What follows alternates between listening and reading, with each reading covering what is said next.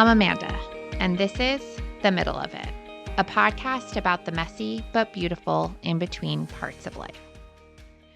Before we jump into today's episode, a couple of quick updates because we are evolving over here. First, new episodes are now going to be coming out on Friday mornings. So think of this as your little end of the week grounding moment, something to take you into your weekend or whatever you've got planned. Second, next week will be the last episode of 2025. I'm taking a short break so I can actually be present with my family and enjoy the holidays instead of recording notes in my car or trying to edit with a toddler climbing on me like a little monkey. But I'm not disappearing. You can still find me over on Instagram at Middle of It Podcast, where I'll be posting updates, some behind the scenes things, reminders, encouragement, and whatever chaotic thought pops into my head while I'm running in 20-degree weather. And truly, my DMs are open. If you're struggling, if you're spiraling, if you're having a tough moment in sobriety or life, message me. I will always try to support you, point you to resources, or just be a real human who understands. So we've got a lot of really exciting things coming in 2026 with some really great guest speakers on the docket. But before I get into our actual episode today, I want to reflect on 2025 and say thank you. We got our Spotify Wrapped, and you blew me away. Our debut season on The Middle of It surpassed 82% of all podcasts on Spotify, and we received more shares than 94% of all shows. Spotify labeled us an instant hit and a most shared show. That's because of you. Your shares, your messages, your reposts, your support, they're what lift this whole thing up. This podcast gives me purpose. It actually helps me stay sober. It keeps me grounded and connected. And I know from the messages you send me, it's helping some of you too. And that brings me more joy than anything. So thank you. From the bottom of my heart, thank you for listening. Thank you for sharing. Your service is so appreciated. All right, so we're going to talk about sober treats. I first learned the phrase sober treats from my favorite past sober podcast, The Seltzer Squad. They're not recording anymore, but they talked about the little things you can do to give back to yourself with the money you're saving from not spending it on drugs or alcohol. The things that show yourself a little kindness.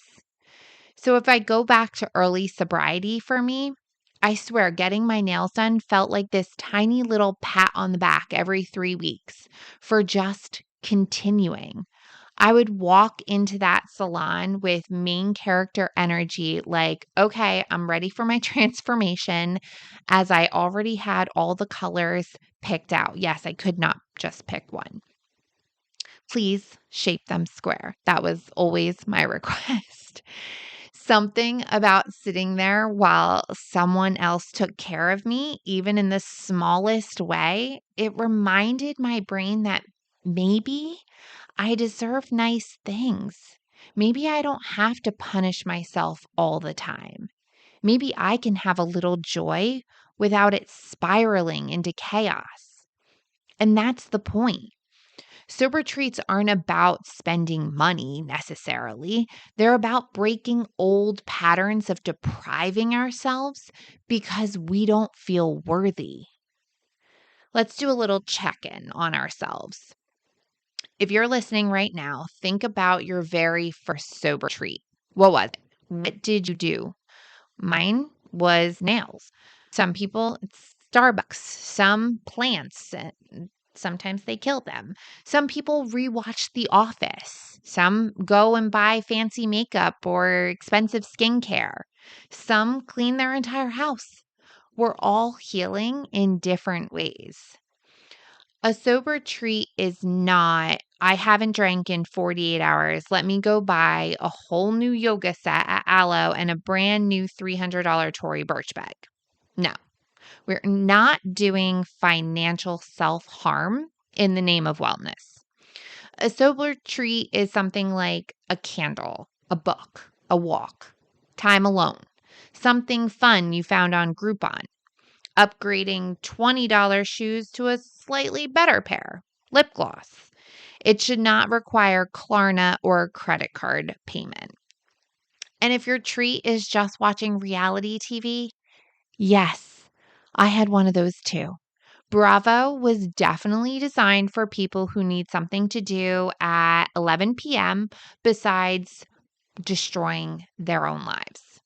I just kind of watched other people on the show do it, even though it's really not for real. So give me a break. The point is, it's a treat, not a personality. Save the big things like vacations, furniture, pets for later when you're feeling a little bit more solid in your sobriety. And this isn't even just about sobriety from alcohol. This applies to any habit you're letting go of that negatively impacts your life. Overeating, undereating, overspending, gambling, anything that adds tension or toxicity. A sober treat is simply something that brings you joy as you navigate change. One treat that doesn't get enough credit is time. You know what I suddenly had when I got sober?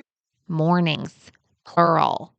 Time to read, time to breathe, time to run, time to sit on my couch and scroll Zillow for houses I would absolutely never buy. If you're new to sobriety, please understand time is the essence of sober treats. It's a luxury. Use it, claim it, enjoy it, find purpose in it. Time is what lets you discover new passions, new routines, and new pieces of yourself. For me, one of my sober treats became this podcast, finding joy in sharing messages that had been shared with me and the things I talk about with the women I work with and giving them a broader audience. I realized this isn't just about alcohol. This is a whole way of life, and I love it. So, where did my sober treats go next? First, it was nails. Then it became fitness things, lifting, the Fitbod app. Not sponsored, but honestly, I should be. I have been using that thing for years. It's really great if you want to get into fitness and you're not really sure what to do. It will design a program specific to whatever your goals are and your knowledge about the different machines in the gym. So the app does cost money, but it became a sober treat for me. Then I started running again. First thing in the morning, getting outside. The thing that I used to try to keep me sober by running after days of drinking suddenly became joyful again. And then we moved to South Carolina and something shifted. Running became freeing for me, almost spiritual. Going to Conisty Nature Preserve and running that loop felt like my brain rebooted every time. The sound of my feet on the boards going over the marsh, the flowers, the turtles, it was all just perfect. And the wildest part, I started getting better, like actually better, better than I was 15 years younger. And who does that? I'll tell you, people who are almost 40 in their sober runner era. That's who. And now my sober treats are new running shoes, running gloves. And I asked for running socks for Christmas, random. And the biggest treat of all, training for a marathon I never thought I'd be capable of. I used to doubt myself about everything. Now, when I want something, I figure out how to make it happen. I put action behind it. I can do hard things. I have literal, sober evidence. Sobriety gave me clarity.